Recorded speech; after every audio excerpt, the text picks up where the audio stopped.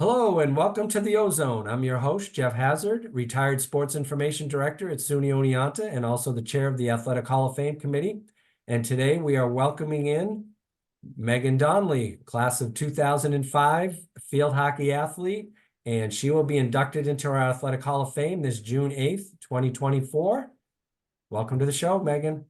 Thank you. Thanks for having me. Well, certainly first of all, before we go further, on behalf of the Hall of Fame Committee and myself, congratulations on this well-deserved honor. Thank you. I am very grateful and very honored, and so very excited, looking forward to the induction. Yeah, it's going to be a lot of fun. It's a great class, great group of individuals. So let's go back to those years in the early 2000s. How why did you choose Oneonta in the first place? Yeah, wow. So I was just talking about this with my dad recently because he's so excited about this. Yeah, And we talked about like when we were looking for colleges and we were going only to all the SUNY schools, which is so funny. I look back now, I'm like we only wanted to go to a SUNY school. So we went to all the big SUNY schools that I was really interested in, especially for field hockey, and met Coach Dombrowski at Oneonta, and that I knew within probably 5 to 10 minutes on that campus that I was going to go there. And I was like, no other schools really, I really wanted to go to. I did apply to a couple other schools, SUNY schools, but I knew like meeting Michelle and just seeing the campus, walking around, I knew within like 5 to 10 minutes, that's where I wanted to be. now when you came for your visit, who were some of the upperclassmen that you actually hung out with? Oh yeah, so I did a visit. I did a like a one night visit, and Yeah. it was like the Amy Sprague group, Jen Miller. It Okay. was like the year ahead of me, and I Okay. stayed overnight with them on campus in their residence hall room, Yeah. and that was also, of course, like a selling point for me. Like I just was pumped to like be able to be on the team with them, and got to go to practice the next day. I remember that really vividly, and just like being on the campus in the hills, I was like, this is where I want to be. It was really relatively close to home too, like less than 2 hours, so it was easy to get home if I needed to too, but. Right. Yeah, it was the group ahead of me was Jen Miller, Amy Sprague, who else? Goodness. Trying to I don't think. I remember. remember. Yeah.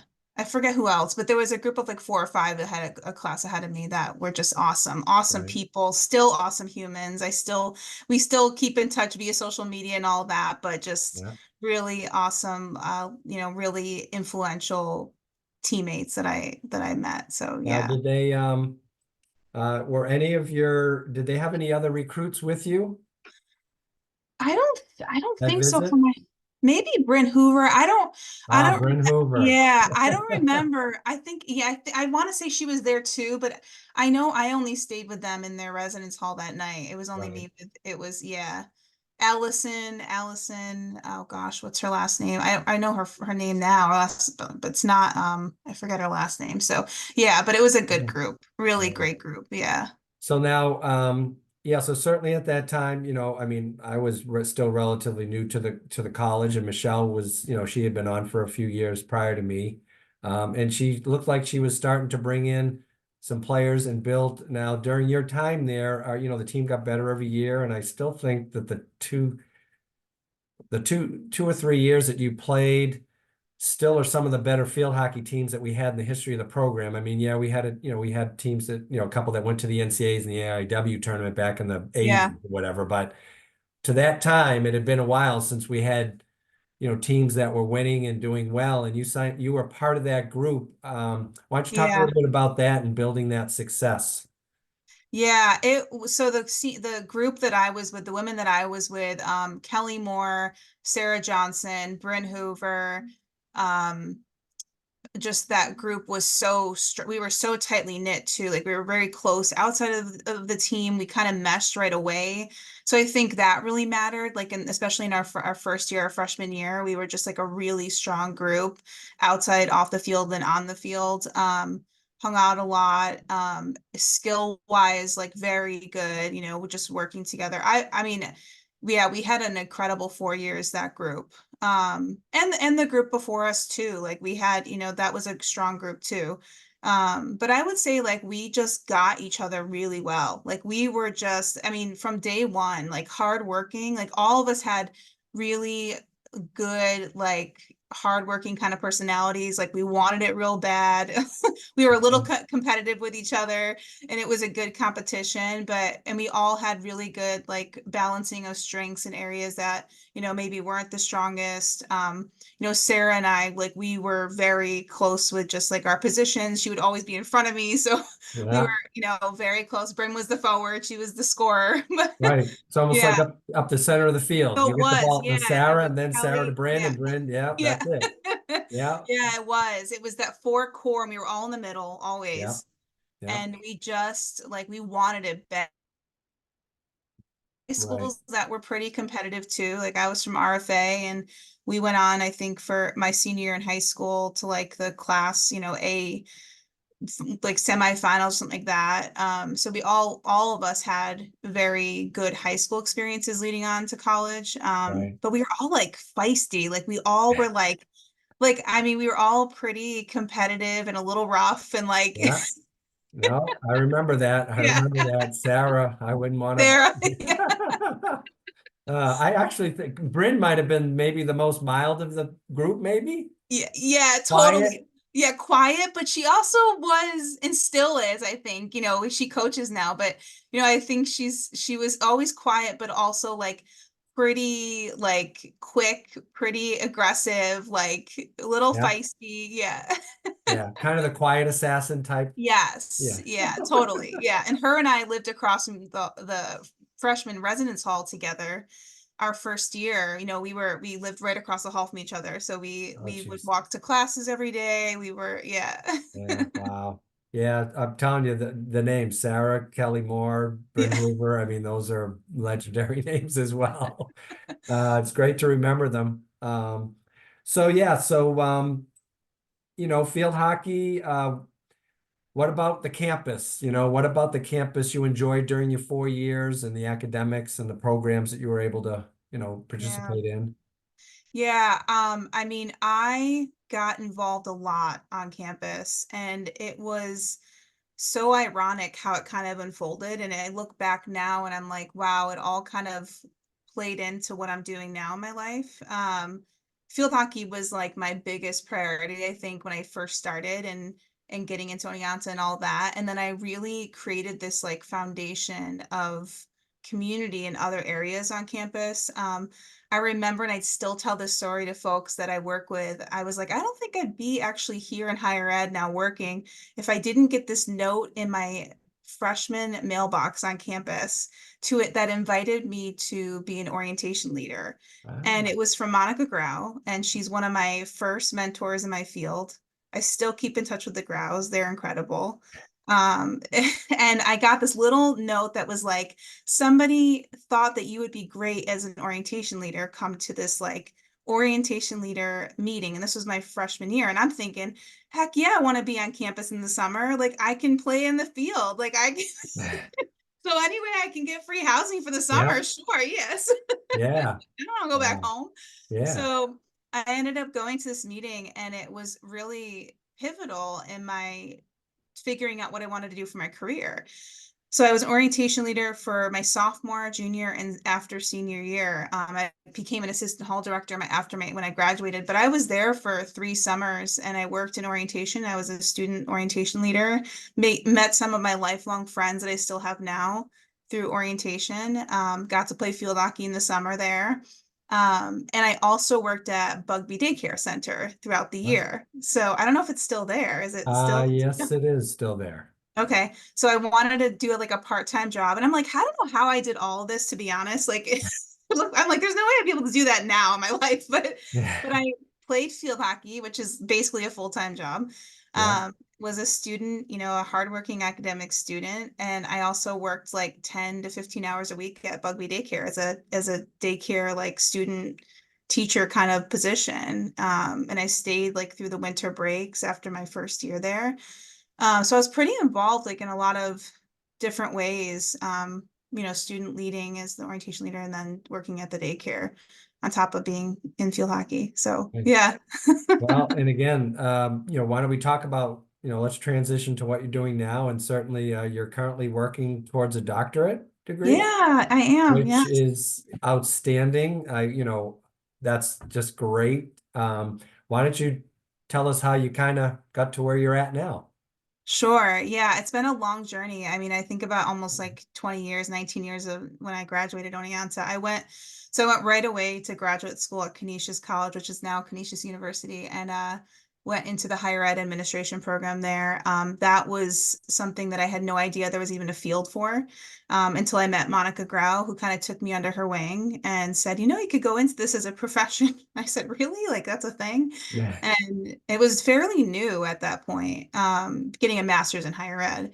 And so I went right on to Canisius and really like networked, did a lot of internships and stuff like that in grad school.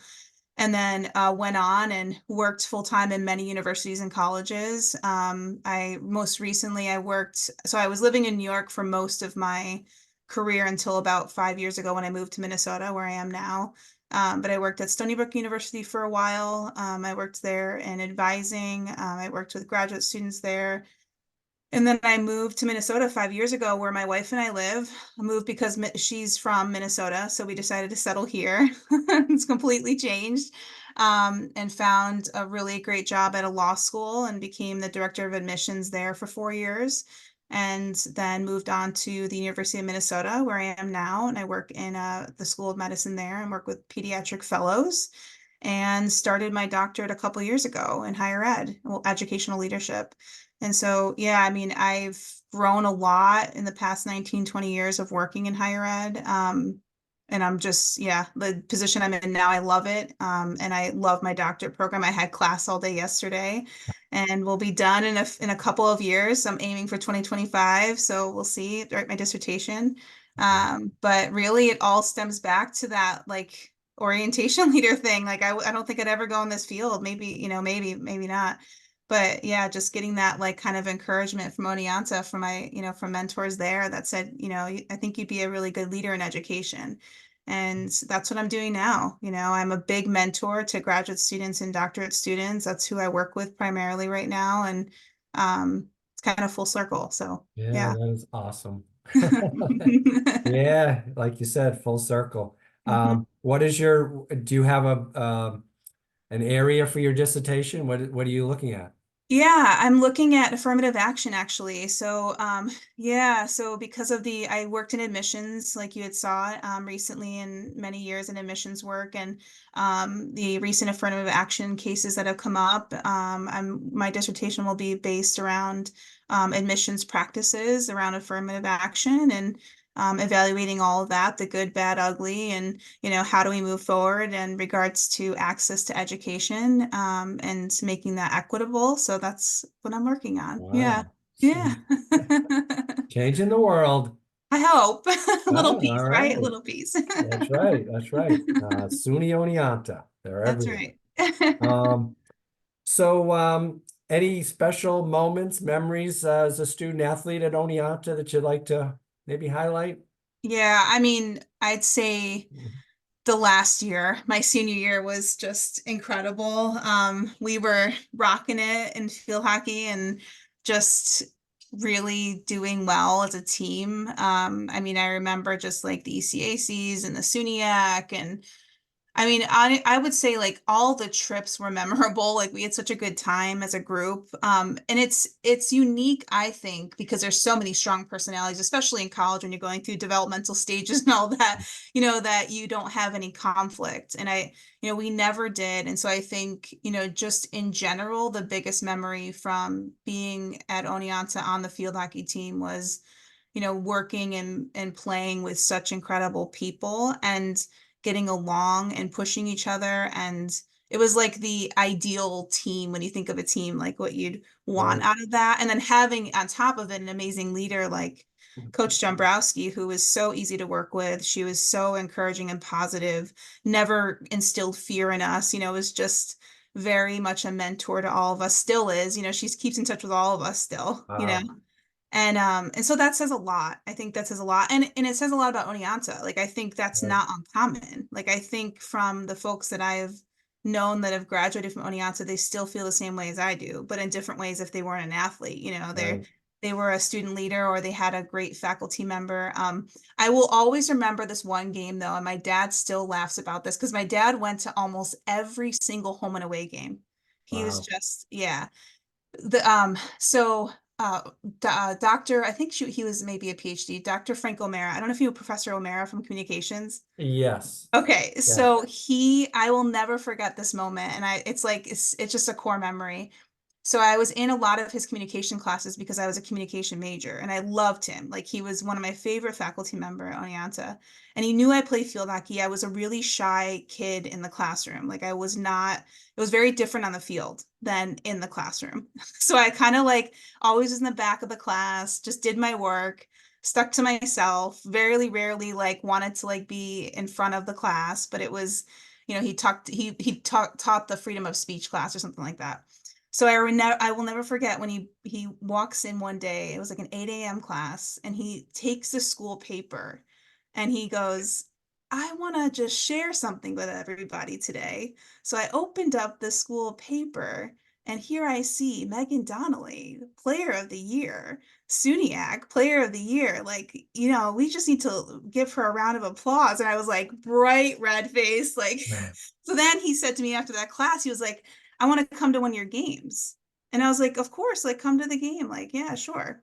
So he comes to one of the games, and it was like a really rough game. It probably was like against Oswego or something. It was a home game. And after the game, I was like, Professor O'Mara, thank you so much for coming. And he's like, you're not the same person in the class as you are on this field. I was like, no, I'm not.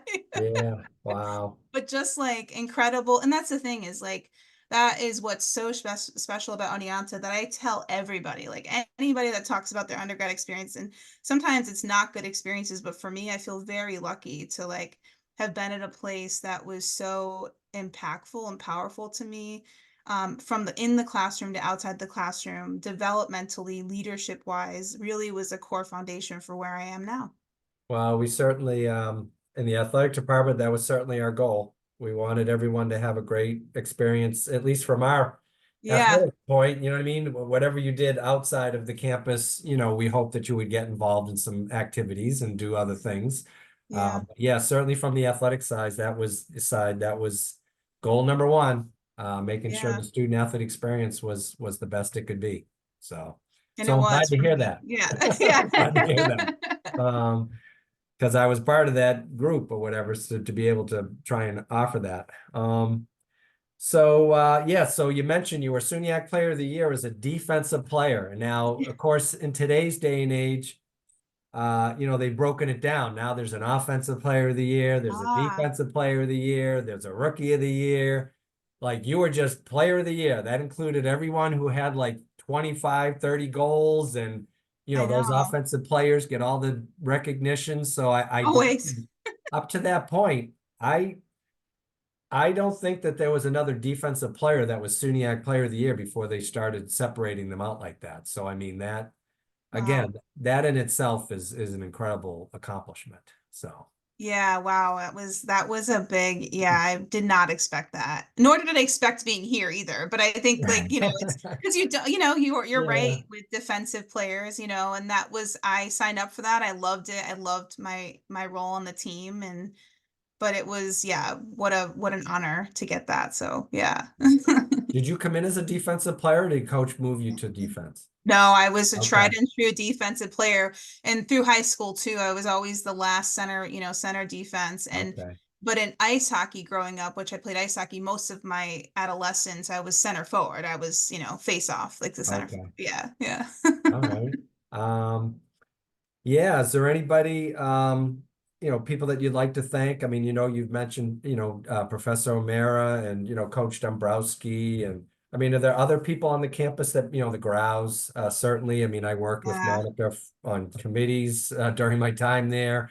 I mean, she was another one of those people that had a lot of energy and wanted to do what they could for the students and, the whole yes. experience for the college. I mean, so Bill and Monica were definitely two of the They best. were, yeah. I certainly appreciate that. Just again, I worked with each one of them on various search committees and things for the campus. So I certainly know where you're coming from. But are there other people that impacted you while you were at Oneonta?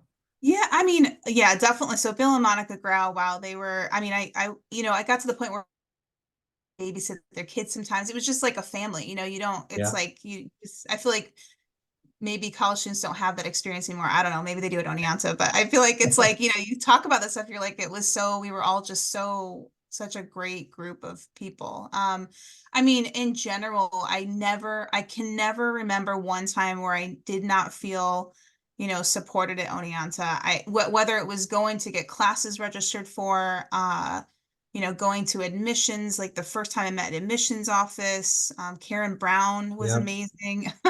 That group of administrators were incredible. And of course, Coach Dombrowski, the whole athletic department, they were incredible. You were always at all, helping with all the games and so happy and positive to see all of us.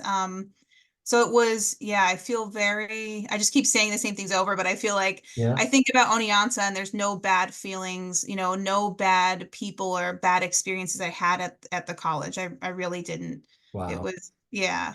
That's awesome. My dad always jokes like, because he's like, one day you're gonna come back and work here, and I was like, I don't know, but he's like, I don't think Kate, my wife, and I want to move back to Oneonta, but he's pushing Yeah. for it. I think it's his dream, but Oh yeah, yeah. yeah. He'd love to have you back in New York, right? Um, your your wife is from Minnesota?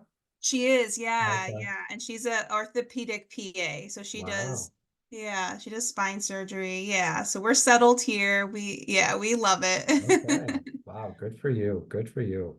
Um, So yeah, I mean, again, we're excited that you're going to be part of this class. Certainly, again, a well-deserved honor. I mean, I had the privilege to watch you play for 4 years, and like you said, it's really funny. Like the sports when I was at Oneonta, I mean, I was at all the games, because I wanted to be and I wanted to watch all the student athletes compete. Um, but I always thought that field hockey, like kind of like field hockey, softball, and volleyball like for some reason with the three sports that I kind of like I thought I enjoyed them a little bit more and maybe because of the coaches or the student athletes that were on the teams.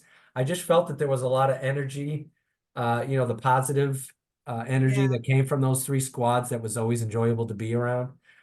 So certainly I know that you were part of that and I appreciate that about you and Sarah, like you said, Sarah, when you Yeah. mentioned Sarah and Bryn and Yeah. Kelly Moore, I'm like, oh my God, here we go, it's just memories. It So, is. And we're all the same, we haven't really changed that much. Like none of no, us have. Like we keep in touch and yeah. You many of said them Bryn's have coaching.